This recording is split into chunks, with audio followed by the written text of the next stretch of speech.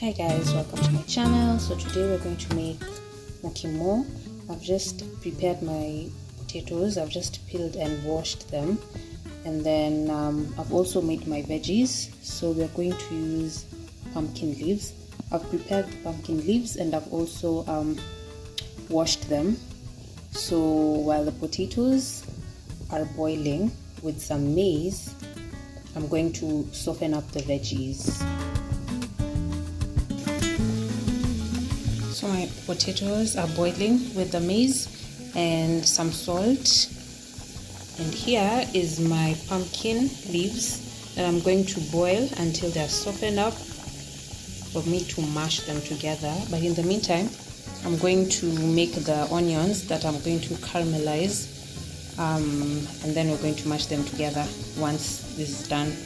So these are my onions already cooking.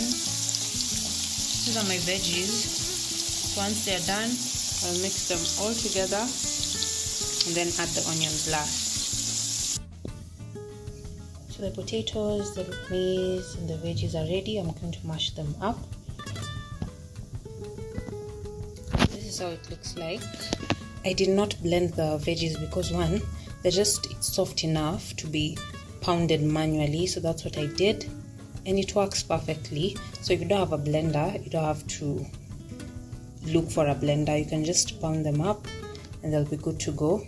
So let me finish up mashing and then add the onions, and our mukimo is good to go and ready for plating.